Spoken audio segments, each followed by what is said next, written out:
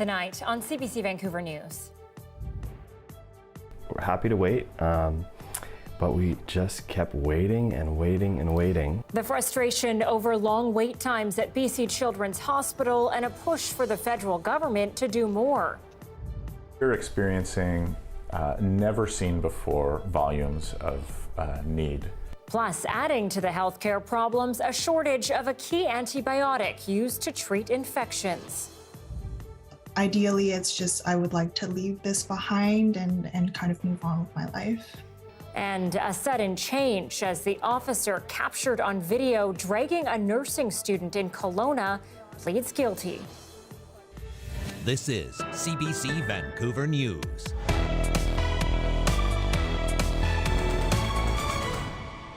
Good evening and thanks for joining us. I'm Anita Bathe. It's a possible solution to painfully long wait times in doctors' offices and emergency rooms right across the country. Today in Vancouver, the federal government promising tens of billions of dollars to the provinces and territories to support frontline workers. But as Lindsay Duncombe reports, the money comes with conditions and uncertainty. The wait to see a doctor at BC Children's Hospital over the weekend reached 9 hours. Another institution at a breaking point in a country full of them. I would definitely agree with the word that it's in crisis or collapsing. I mean, we're seeing people that don't need to be in the emergency room going in because they can't get access to care anywhere else. Dr. Purcell, please call extension 385. Federal funding has fallen to just 22%. In advertisements, the premiers blame Ottawa. The federal government says this year provinces will receive $45.2 billion in health transfers, plus a one-time payment of $2 billion. The provinces say they need an additional $28 billion annually. The Prime Minister says cash will come, but it will come with strings attached. So yes, we will be there with more money, but we need to make sure that more investments in healthcare ends up supporting the folks on the front lines. Specifically, the feds want the provinces to share data to make sure the money is actually solving problems such as long wait lists and shortages of doctors and nurses. The federal government says it will also negotiate with provinces individually on specific funding. Renewed healthcare From the provinces, optimism, but no initial agreement. The federal government saying that they are prepared to invest more is good news. And we look forward to seeing details. It's unclear if a deal will be reached here this week. Even if it is, money is unlikely to flow until after a possible meeting between Canada's premiers and the Prime Minister. Canadians will have to wait, just like they do in emergency rooms. Lindsay Duncombe, CBC News, Vancouver. And as you just heard from Lindsay, the weekend brought long wait times at BC Children's Hospital, and those delays continued today, a sign that it wasn't just a one-time event. As Leanne Young reports, both experts and parents say it's obvious the system is under serious strain. Whoa, whoa. Life is full of risks when you're not even a year old. But when the Clausens' then 5-month-old banged her head before bedtime, they didn't want to leave her health to chance. I thought she was probably fine because she was behaving normally, but I called 811 just to make sure, and they advised us to go to the hospital. They rushed to BC Children's Hospital, only to end up waiting 8 hours overnight before the family was led into a room. They only brought us into a room after I complained. We were trying to be gracious and understanding, but 8 hours with our baby in the middle of the night, was just getting a bit frustrated. It took another 3 hours to see a doctor who was apologetic. So I had a conversation with the doctor, and she admitted that it was a system problem and told us to write in saying, yeah, we need help. That was in June. Yesterday, again, wait times at BC Children's Hospital was estimated at more than 8 hours. This family physician says she feels for her colleagues there. Having worked in emergency rooms myself as well, there's nothing more helpless feeling than knowing there are sick people outside in the waiting room that you cannot get to. Excessive wait times are just a symptom of systemic issues, she says, and the worst might be ahead. If this is what it looks like now, and we haven't hit what is traditionally the peak of respiratory virus seasons, what is going to happen in November, December, January, and will the hospital system and the healthcare system, frankly, be able to sustain that? In a statement, BC Children's Hospital says they are busier than normal. Prior to April of last year, there were 135 visits per day. Now they average up to 150 visits. Half of the patients who showed up last month didn't require emergency care. Families like the Clausens say authorities need to step up with solutions. We got to put the politics aside, the infighting. It doesn't matter to us. That stuff is irrelevant when we're waiting in a waiting room for 11 and a half hours. Something has to happen at a structural level, like quickly. For now, they just hope there won't be another ER visit in their future. Leanne Young, CBC News, Vancouver.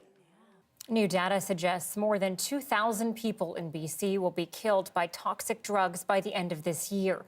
It would be the second time the province has surpassed that unfortunate benchmark in as many years. BC Coroner Service numbers show at least 171 people were killed in September of this year, putting the province's total at more than 1,600 who have died in 2022 so far from the crisis. The vast majority of those killed have been men between 30 and 59. Toxic drug deaths are the leading cause of unnatural death in BC, with 6 people killed every day on average. Well, that report is a report that comes on the same day as funding announcement from the federal government. Ottawa says it will put $5 million toward chronic pain resources. It's part of an effort to help stop people with untreated pain from turning to toxic drugs for relief. The federal mental health and addictions minister says the ways to reduce chronic pain and toxic drug fatalities intersect.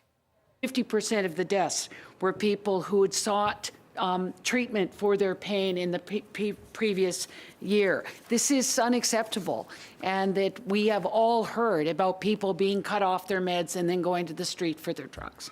And so we don't think people should live in pain. According to Bennett, up to $4.5 million will be used to expand the Pain Canada Network chronic pain resources and industry best practices. Money has also been allocated to support LGBTQ+ British Columbians and those in Chinese, Punjabi, and Arabic-speaking communities. Meanwhile, the high number of people getting colds, flu, and other respiratory illnesses is causing another problem in healthcare. Several companies are reporting shortages of an important antibiotic. Amoxicillin is used to treat bacterial infections, especially in children. But as the CBC's Trevor Dunn reports, it's getting harder to find. At this East York clinic, respiratory illness season has started early. We're experiencing never seen before volumes of need for medical attention. Tons and tons of children with coughs, colds, difficulty breathing.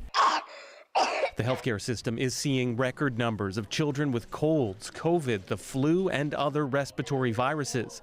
In some cases, those illnesses can lead to bacterial infections, and amoxicillin is often the best way to treat those. It's an inexpensive antibiotic and well tolerated by kids, but supplies are limited right now. According to Health Canada, 4 companies are reporting shortages of various products containing amoxicillin: Sanus Health, Apotex, GlaxoSmithKline, and Teva.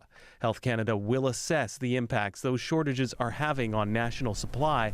Industry experts say the impact is already being felt. Pharmacies are starting to see challenges in reordering this product. We may be in situations where some pharmacies still have an on-hand quantity that can be used, but it's becoming more difficult to reorder. For some, the surge in demand of the drug may not be necessary. There's concern that amoxicillin is being overprescribed. A lot of physicians are prescribing amoxicillin even though these are just viral infections, and that's a bit of an overuse phenomenon, and I think as physicians we could be better at holding back on antibiotic prescriptions for viral infections. Other antibiotics can be used in place of amoxicillin, but experts worry supplies of alternatives could be strained too the longer this shortage goes on. Trevor Dunn, CBC News, Toronto. A Kelowna RCMP officer has pleaded guilty to assaulting a nursing student at a UBC Okanagan dorm.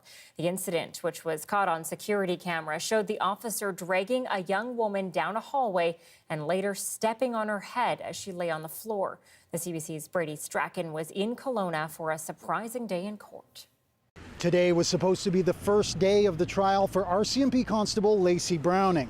But at the start of the hearing, Browning stood up in court and announced that she intended to plead guilty to assaulting nursing student Mona Wang. The assault happened in early 2020 during an RCMP wellness check. The case made international headlines after video of the assault emerged later that showed Constable Browning dragging a young nursing student named Mona Wang out of her dorm room, down a hallway and into the building's common entrance area.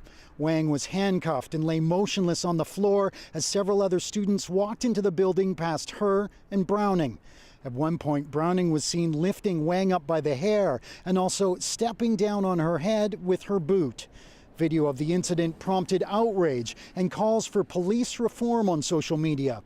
In a civil lawsuit and in interviews, Wang said she was experiencing mental distress, and her boyfriend called the RCMP for a wellness check. She claimed Browning didn't offer medical assistance, but handcuffed her and assaulted her. She said the incident left her with bruises and swelling on her face, along with emotional trauma, feelings of humiliation, shame, and embarrassment. The civil lawsuit was settled out of court. The RCMP launched a criminal investigation last year, and Browning was charged with assault. Browning initially pleaded not guilty to the charge. Upon the news of the guilty plea today, Wang says she was relieved her attacker accepted responsibility for the assault. Wang says there needs to be a systemic change in the way people suffering from mental health issues are treated, especially in the case of wellness checks. Wang says she'll be paying attention to the sentence the court decides for Browning, and she says she hopes she won't be allowed to continue to work as an RCMP officer. Since the incident, Wang has continued her nursing studies and now works as a psychiatric nurse. As for Browning, she'll be back in court to set a date for sentencing. Brady Strachan, CBC News, Kelowna. Well, WestJet was forced to cancel more than 24 flights today, saying a system-wide outage over the weekend is at least partially to blame. The Calgary-based travel provider canceled flights en masse over the weekend after an apparent cooling issue caused the company's data center to shut down. The airline canceled more than 200 flights throughout the weekend, with others facing significant delays. At YVR today, many passengers told us they're having a hard time rebooking their flights. No one walking around to help, so I'm just like laughing by myself because I have no idea what's happening. So I don't know, we'll see where I end up today, I guess. My flight was supposed to fly out at noon, and then I got a notification yesterday that I got delayed for about an hour. So I was like, okay, whatever, I understand that. And then I got 2 or 3 more emails after that saying delayed, and now it got delayed from noon till flying out at 7 o'clock tonight. Yes, it got moved tonight. I'm hoping I can go through. I'm already delayed 24 hours. Yeah. So we stayed in the hotel last night. To log in on, I tried to check in online, but it's in error. Many times it's in error. You cannot check in, so they asked me to come log in on the counter. WestJet says an additional 10 flights have been scheduled today for passengers who are still waiting. Well, 3 BC transportation agencies will offer free travel for military personnel on Remembrance Day as thanks for their service. On November 11th, BC Transit will offer free fare to active and retired personnel and cadets. BC Ferries will accommodate customers with military IDs or those traveling in uniform free of charge. And free rides with TransLink on all of its services to vets, active personnel, and anyone working in police and fire departments, Canadian Coast Guard, and the BC Ambulance Service. The City of Vancouver's new mayor has officially been sworn in. Ken Sim appeared in ceremony today along with the rest of City Council. He is the city's first mayor of Chinese-Canadian descent, and he assumes the role with a majority on council. But as Joel Ballard reports, he promises his ABC party won't spend the next 4 years steamrolling opponents. Honored guests, please join me in welcoming the mayor and city councilors for the City of Vancouver. Even after you're elected mayor with a majority, it's hard to shake the first day jitters. I will be respectful of others. I will be respectful of others. I will demonstrate leadership and collaboration. I will sorry, say that again? I will demonstrate. Sorry. That's okay. Ken Sim was ushered into office today, along with 7 of his fellow ABC party members, including re-elected councillors Lisa Dominato, Sarah Kirby-Young, and Rebecca Bly. 2 Green councillors also returned to the chambers, as does re-elected councillor Christine Boyle. It's a historic moment for a city and province with a marked past of anti-Asian racism. 135 years after the first Chinese head tax was paid just for the right to come here and work on building a railway, Vancouver has elected its first Chinese-Canadian mayor. Sim and Council inherit a city gripped by concurrent crises: affordability, housing, homelessness, a toxic drug supply. Problems Sim hopes to address through collaboration. We are 11 people in this chamber with diverse lived experiences, and I think that's where you get your best answers. With a majority on council, Sim's leadership has already changed from the last 4 years.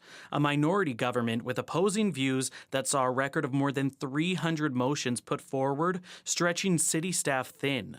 But while they're open to collaboration, the outlying councillors say they will also provide balance. I think we have a responsibility to disagree well and respectfully, and I certainly will speak up. Where it's going to come to a crunch, I believe, is around the budgets. That's where we voted differently more often than not in the previous council. So I think it's going to take some work. Sim campaigned on a platform centered on law and order. He says his priority in office will be to hire 100 new police officers and 100 new mental health nurses. And the work begins immediately. Council convening for the first time in the chambers Monday night. Joel Ballard, CBC News, Vancouver. And in Surrey, the city's new council and mayor will also be sworn in tonight.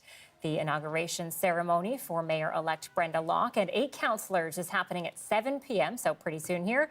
Locke brings with her 4 of her Surrey Connect members. She unseated Doug McCallum with 28% of the vote and says her priority is reversing the transition to a municipal police force and keeping the RCMP. You can watch the ceremony live at surrey.ca.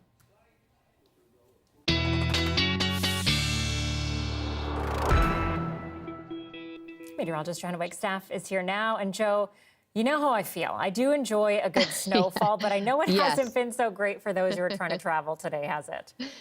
Yeah, you said it, Anita, whether it was on the mountain passes or by ferry, it's been tricky with the snow and the winds. Let me show you the scene earlier today across the highways. This is where we have 10 to 20 fresh centimeters of snow from the Coquihalla Summit all the way across to Highway 97 in the Kootenays, as you saw, Highway 3. It is winter driving conditions, and as we head into the overnight, looking for another 5 centimeters. I'm starting to see the warnings drop in through the Hope to Merritt section, but still very much in place for southeastern BC as that snow continues to fall. Here's what it looks like on the satellite and radar. This is really helping to explain all of the weather that we have going on, and we've got a lot of weather going on. So there's 2 competing systems today. This is just today's story after we got through the atmospheric rivers, the windstorm, the snow yesterday.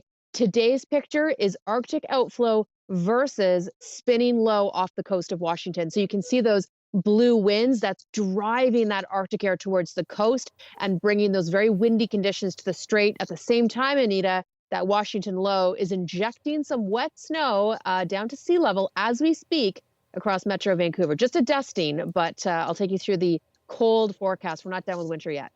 Well, I really enjoyed that dusting yesterday. I had not seen snowflakes that big. I don't think ever, honestly. They were literally this big. Yeah, it was amazing.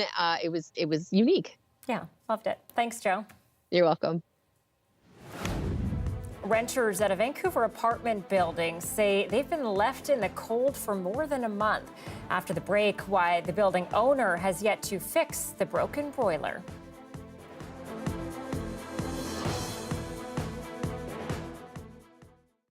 Thanks for sticking with us during our commercial-free live stream.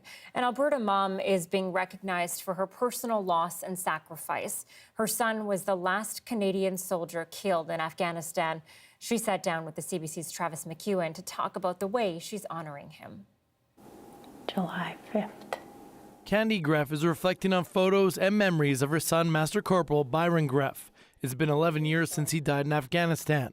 She's still grieving the loss, but she finds courage when thinking about why she misses him.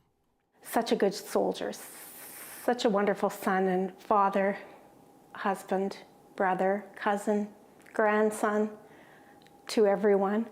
I think I get that power and strength from him somehow. In 2011, Byron was killed by a suicide bomber. An armored bus was carrying troops through Kabul when it was struck by a car.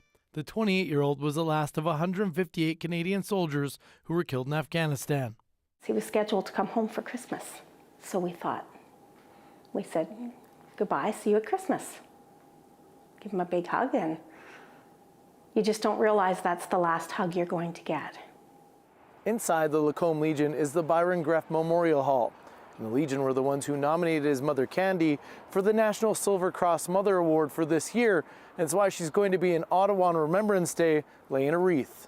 I want to do right by them and stand tall and do what I need to do in honor of all of those sacrifices through all of the years, not just Afghanistan, all of the years that people have lost their loved ones. When she lays a wreath at the nation's capital on Remembrance Day, it's also a tribute to her son. She's already wearing the Silver Cross medal proudly. I'm reflecting, thinking that he's looking down at us from heaven and that he is thinking, good job, Mom. Good job. A sentiment she'll likely lean on over the next couple weeks, helping her to honor a determined son who still inspires her. Travis McEwen, CBC News, Lacombe.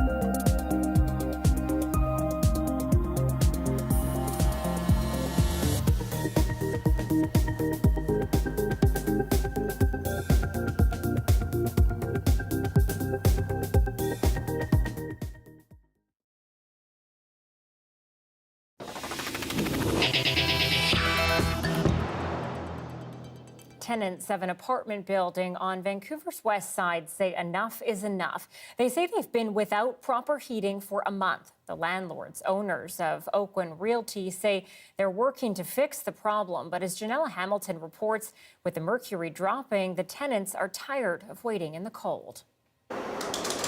As someone who often works from home, Joshua Chartrand spends a lot of time in his apartment.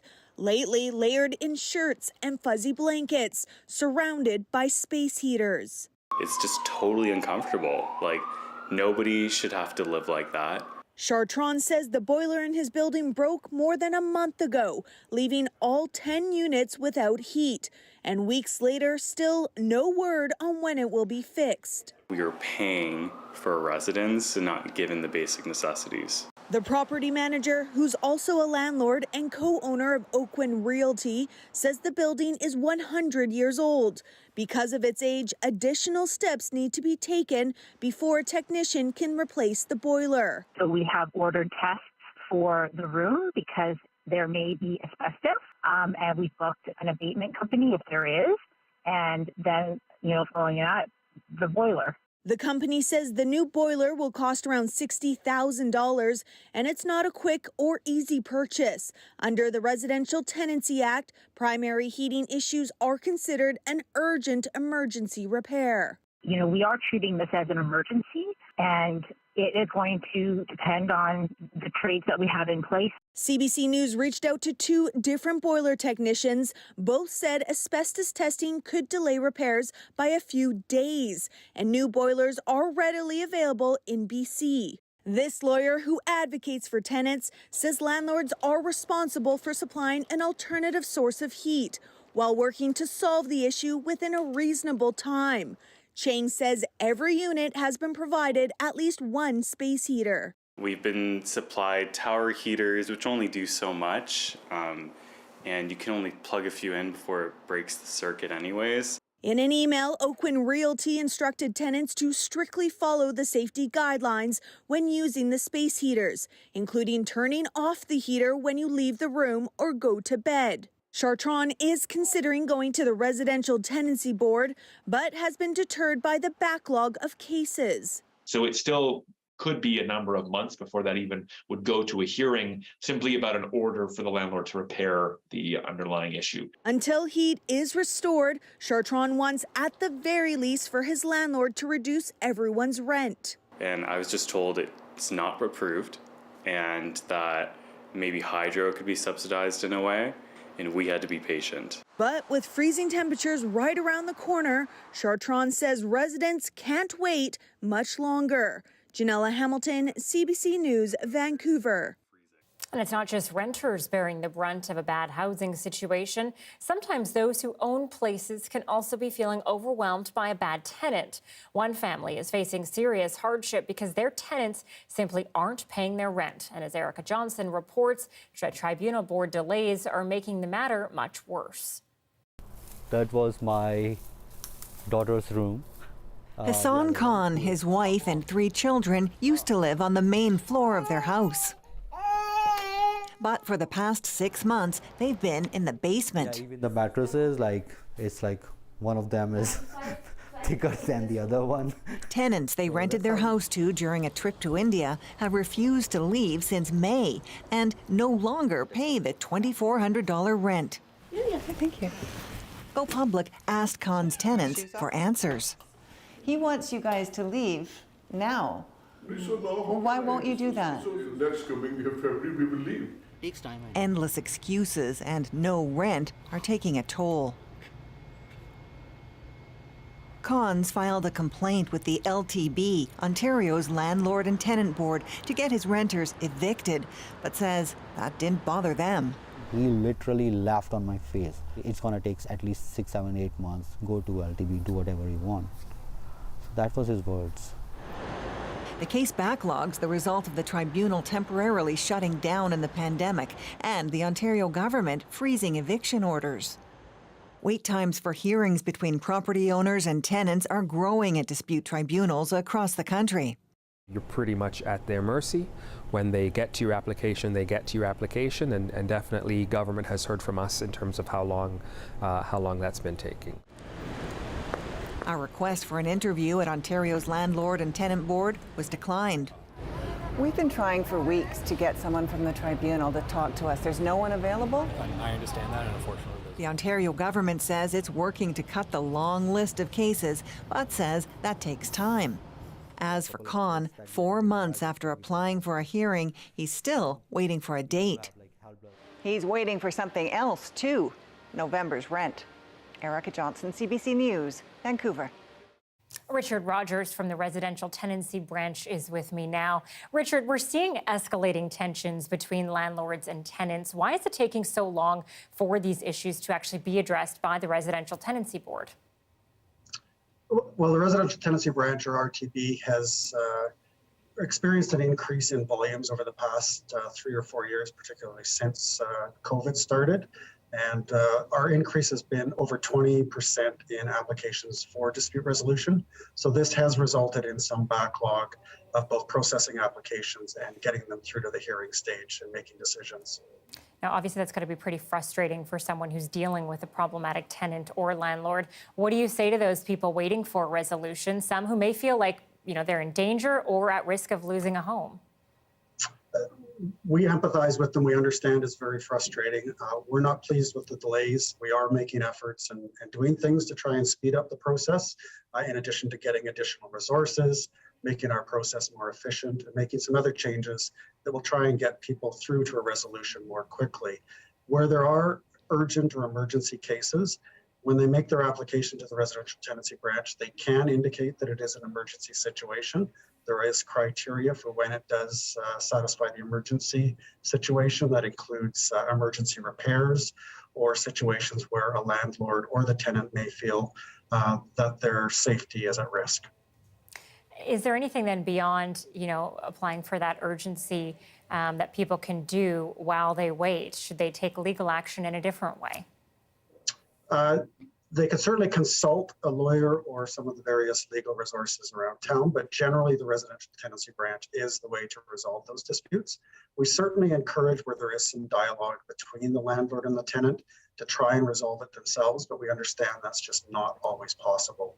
And when it's not possible, then they should apply to the residential tenancy branch.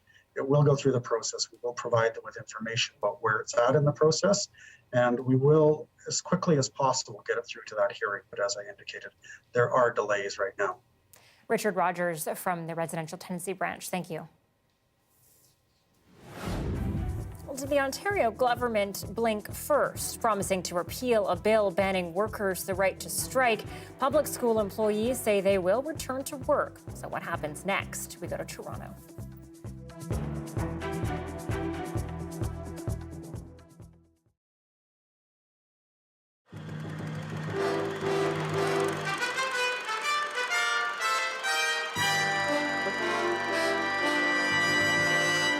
I suppose it's art, or it could be called art. I take it that's the Madonna book, or? Well, no, this is not Madonna's book of explicit erotic photos. Try again. Do you recognize who it is?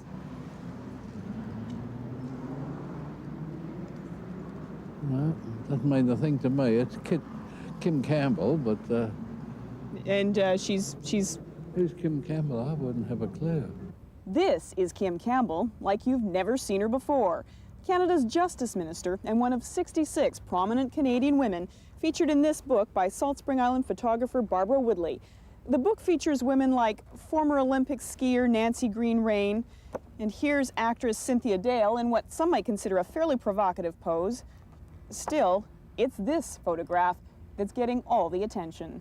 I call her now Madonna Campbell. I mean, she's, now we got this photograph, which we don't know whether she's jumping into the judicial robes or jumping out of them. The comparison between me and Madonna is the comparison between a strapless evening gown and a gownless evening strap. I mean, let's be serious. I don't know what we're going to see next. Maybe a Blonde Ambition tour and perhaps a coffee table book, you know? I mean, you know, hello, shoulders are not naughty bits. Well, we'll let her Vancouver Centre constituents be the judges of that. She has the right to pose any way she chooses. I think artistically it's great. I think she's giving a message about strong, independent women that are happy with themselves, and I think it's great.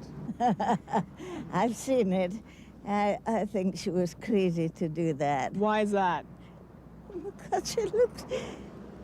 She's in a dignified position, and she's going naked. You see, that's not a very good idea.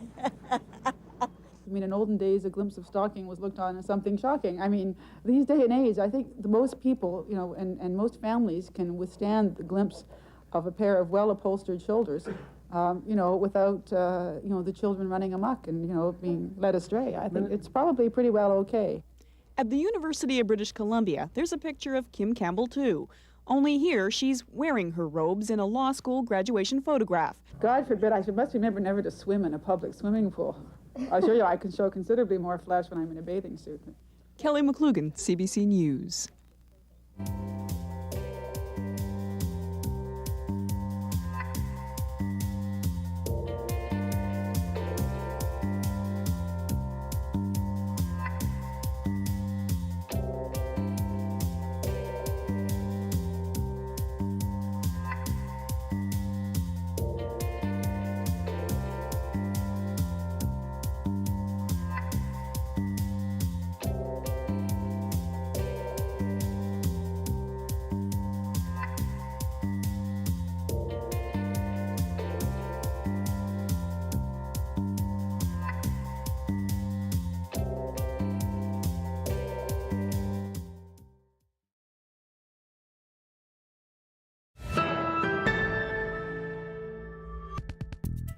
Ontario Premier Doug Ford has agreed to repeal the controversial legislation that banned teachers and education workers from striking. It's back to the bargaining table, and school will be back in session for now. But as Katie Nicholson reports, unions across the country won't soon forget how the labor drama transpired. What started as a protest by noon was a celebration. Everybody was like happy and, yelling and shouting, and that's a really good news for us. A relief, too, for parents. It's great. The kids will be back in school where they should be. Bittersweet for kids. I'm happy, but I'm also sad because I like hanging out with my mom. 55,000 education support workers, including janitors, secretaries, and early childhood educators, didn't just force schools to close, they forced the Premier's hand. As a gesture of good faith, our government is willing to rescind the legislation. Or, according to the union, they took on the Ford government, and the government blinked. Last week, Ontario rushed through legislation invoking the notwithstanding clause in the Charter of Rights and Freedoms, stripping the workers of their right to strike, bringing unions across the country together. When you come for one of us, you come for all of us. Public and private sector unions united. Workers made it clear that they will not tolerate the weaponizing of the notwithstanding clause to strip away our charter rights. Whatever the government was trying to achieve here, I'm confident that it's achieved precisely the opposite of that. It's a lesson to others, says this political scientist. So there's a message here, not just for the Ford government, not just for future Ontario governments, but also for premiers right across the country, that certain rights, if you do try to violate them, are going to elicit a significant backlash. And then there's the tricky business of the province sitting back down at the bargaining table with angry unions. I think it overplayed its hand, and so it's going to be less likely, in fact, in the future to be able to use this kind of option. And in some respects, they shot themselves in the foot in terms of how they're able to negotiate with other unions. That's the CBC's Kitty Nicholson reporting from Ontario tonight.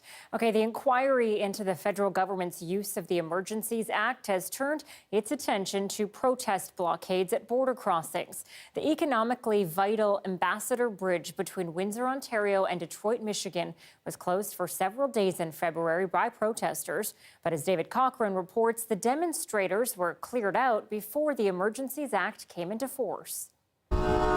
The aftermath of the blockade at the Ambassador Bridge. Protesters shut down the world's busiest trade corridor and sent police and politicians scrambling. One of the folks involved threatened to, I think it was to bomb my house or do something like that. And so, we woke up and all of a sudden there are 2 or 3 police cars around our house for several weeks. There was no actual bomb, but the blockade amounted to an economic one, stopping $500 million of daily trade. Canada's critical auto sector was the most directly affected, but not just the existing business. This is one of the largest investments in Windsor's history. Dilkins revealed that during the blockade, talks were ongoing to finalize this deal for a $5 billion electric vehicle battery plant. That this could have been derailed. If they had looked at this and taken a perspective that we don't want this hassle, it's just easier to do business in the United States. The economic stakes different than in Ottawa, but so was the response. Ottawa's police plagued by infighting and inaction that lasted weeks. Windsor police knew right away they needed help and asked for it, then agreed that the Ontario Provincial Police would take the lead on clearing the bridge. We did not have that experience, and we were asking for help. In lockstep, the city and the auto sector went to court and got an injunction, determined not to repeat Ottawa's mistakes. The largest lesson learned was not to let this grow. Don't let bouncy castles and hot tubs and sort of those types of amenities come to the streets. A week in, police made their move. By the 13th of February, the bridge was open. The Ambassador Bridge was cleared the day before the Emergencies Act was invoked, so its powers were never used in Windsor. Though Dilkins said it sent a message of deterrence that may have stopped protesters from regrouping and trying to block it a second time. David Cochran, CBC News, Ottawa. Now over to the U.S., where Americans are getting ready to cast their ballots for the midterm elections. There are high stakes for the Democrats, as polls suggest U.S. House of Representatives might flip to the Republicans. All this while inflation soars and a possible recession looms. As Susan Ormiston shows us, many do not see U.S. President Joe Biden providing economic certainty. Hi, sir. Would you like a Democratic sample ballot? Vote for Abigail Spanberger. One to watch, Virginia's 7th District. Biden won here in 2020, but the Democrat Spanberger is facing strong Republican headwinds from Latino challenger Vega. I have to say, I am a little panicky about this election because I think our democracy is at risk. I mean, I think really, if the Democrats don't win this election, God help us. Overwhelming majority of Americans believe our democracy is at risk, that our democracy is under threat. But Biden's warnings of the threat to democracy is not tops on voters' agenda. What is? Inflation. Try running a small bakery like Soul Cakes by Tanya. This is actually a scary time for me. Kind of like my hands are tied with the inflation. The cost of products is really high for us. Owner and baker Tanya Logan says COVID was hard enough, but business now is even tougher. So right now, if you have to pay $5 for gas and $5 for a dozen eggs at the grocery store, you're not going to come in here and purchase a luxury item, which is dessert. Well, hello, Florida. Biden has delivered stimulus checks, a massive infrastructure bill, and vowed to fight for abortion rights. But even Democrats say the economy will pull him down. Americans are bombarded with inflationary pressures, and it was just a constant drumbeat that I think Democrats were slow to respond to. If Biden loses control of Congress, he'll be hamstrung on his agenda and dogged by questions about his age and ability. I think he's too old. I think he's slowed down. He's not capable. He's in for a rough ride, Walsh says, if Republicans take the House. All they will do for 2 years is investigate, and try to impeach. It'll be a 2-year revenge tour. Back in Virginia, it's tight. Tanya will vote Democrat this time, but Biden... Do you think Biden should run again? No, I don't. Honestly, I don't. Joe Biden is not on this ballot Tuesday, but his future is. Susan Ormiston, CBC News, Woodbridge, Virginia. The head of the United Nations trying to stir the world into action with a warning of doom for humanity. But will there be any action at the latest World Climate Summit? That's next.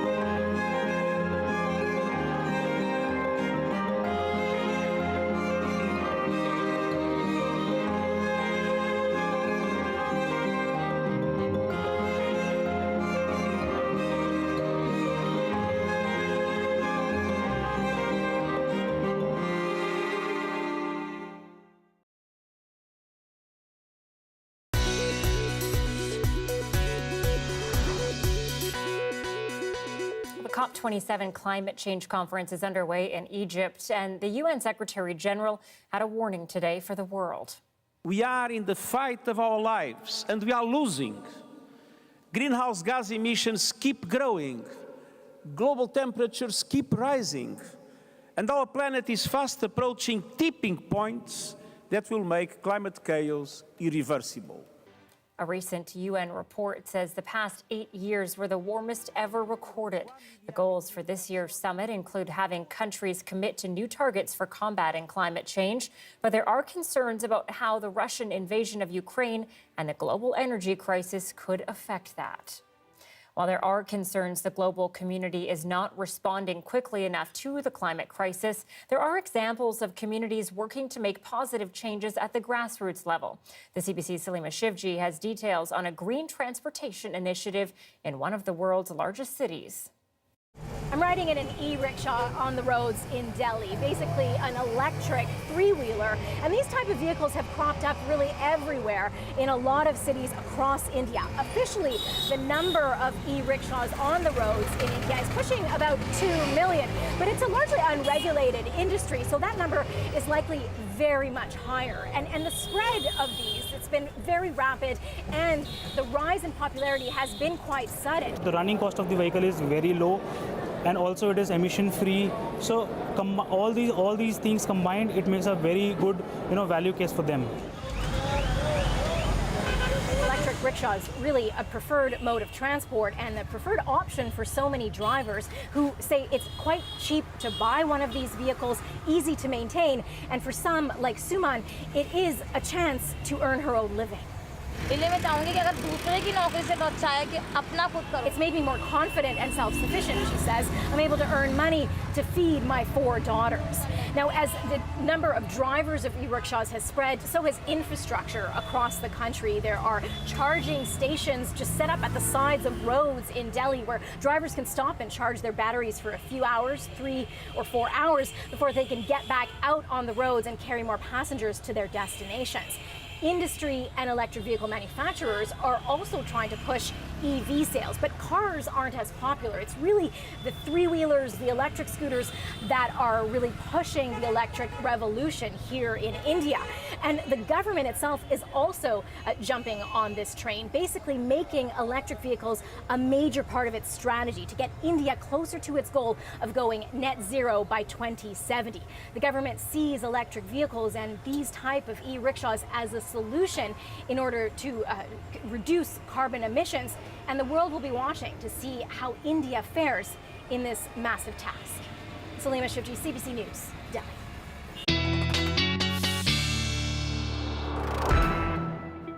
Well, if you have a view of the coast mountains, you already know they're blanketed with their first dusting of snow. It was a nice surprise this morning. And that has local skiers, hikers, and resorts happy. Up on Mount Seymour, people were out today with sleds and, crazy carpets, while others ventured into the backcountry.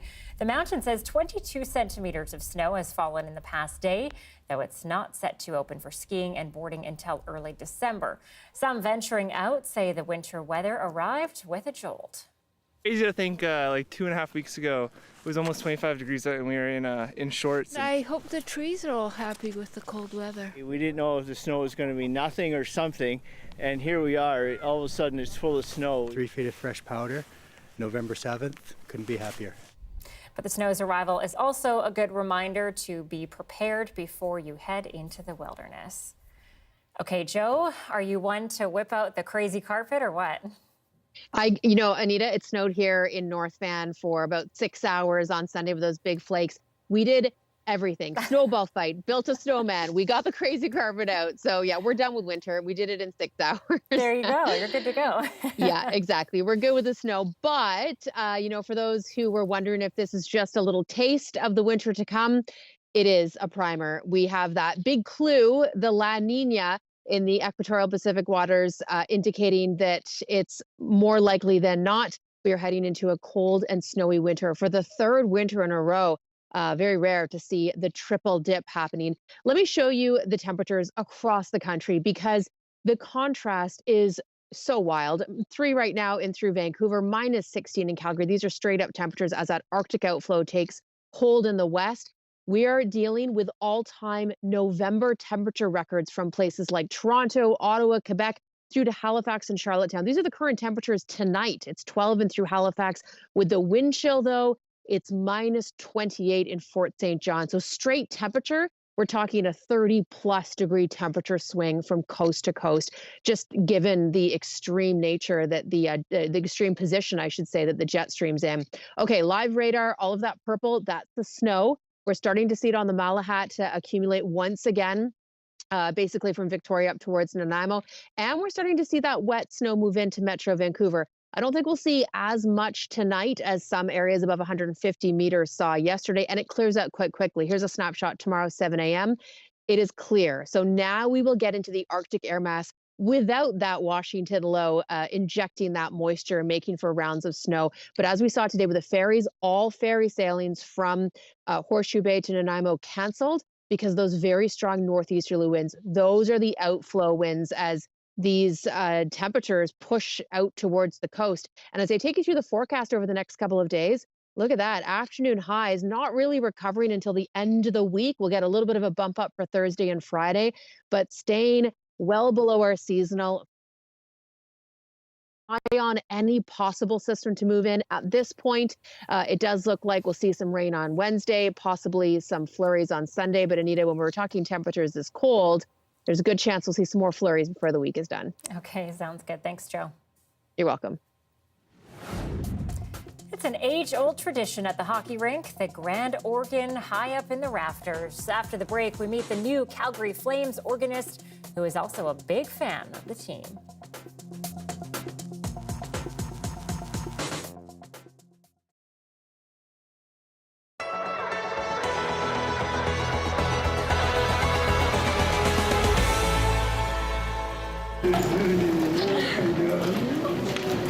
Like, you know, before in my previous life in Afghanistan, I don't remember that if one day I woke up without my father, without his words to say like, "Good night, my princess. You're my everything. You're the only hope that I have in my world," and so.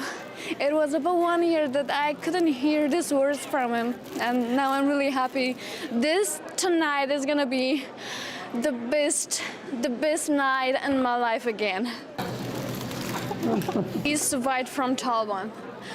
He is now with his family.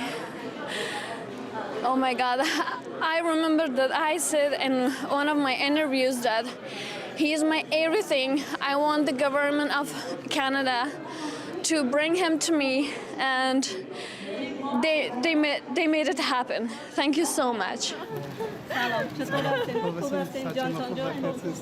So my dad said that it was really hard to be wait for your family, and I couldn't imagine that one day I will see my family again, and it was really hard. And I thought that it was impossible. Like, it's impossible to see my family again. But now, today, I'm really happy I'm here. When I hugged my daughter, he meant me. When I hugged my daughter, it was really good. And I thought that I got the world in my hand again. And I'm really happy. Thanks from the government of Canada.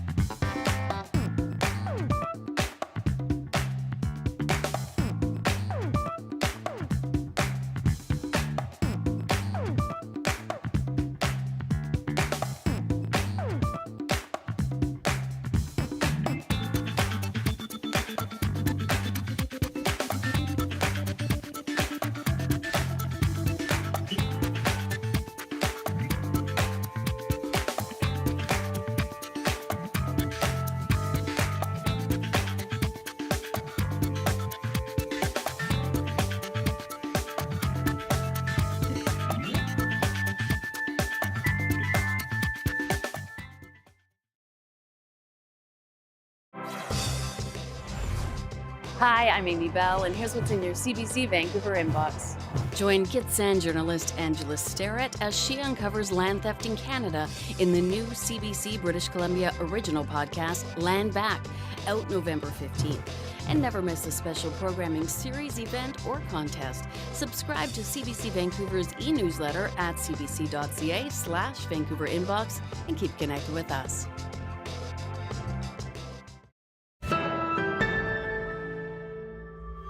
The sounds of an organ are an iconic part of attending a big league hockey game. Warren C. provides the musical interludes from high above the ice for the Calgary Flames. C. took on the role this year after the death of his friend and mentor, and he's ready to carry on the musical traditions of the past while also engaging a new generation of fans.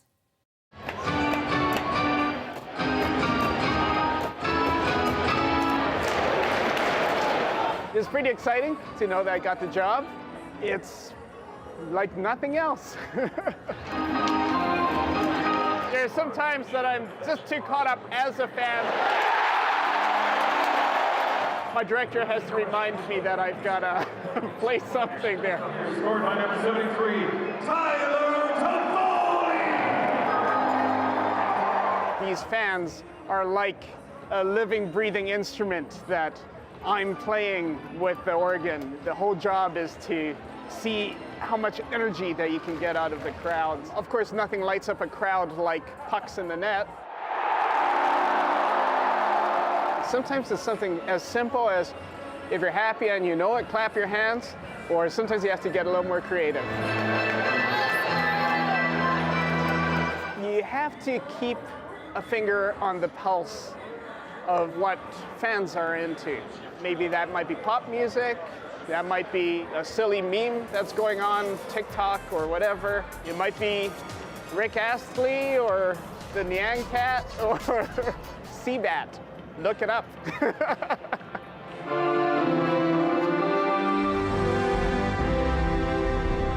Willie was a really good friend. I met him doing music around 20 years ago. One day he just called me up and said, "Hey Warren, would you like to play some hockey organ?"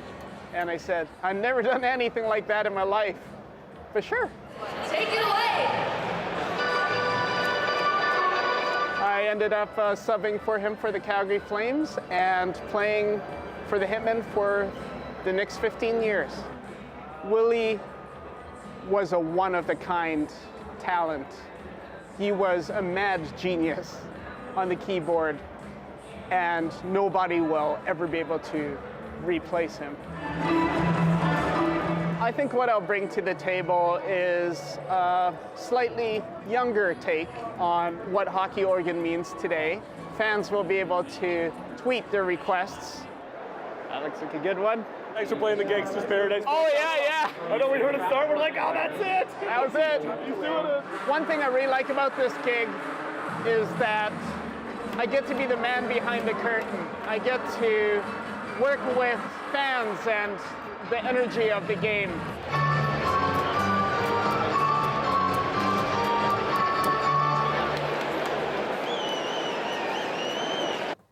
Yeah, the organ definitely gets you into the spirit at any game, whether you're a fan or not, and perhaps whether your team is any good or not. No reference, of course, to our local team tonight. All right, that's our show for this Monday, November 7th. Thanks for being with us, and we'll see you tomorrow.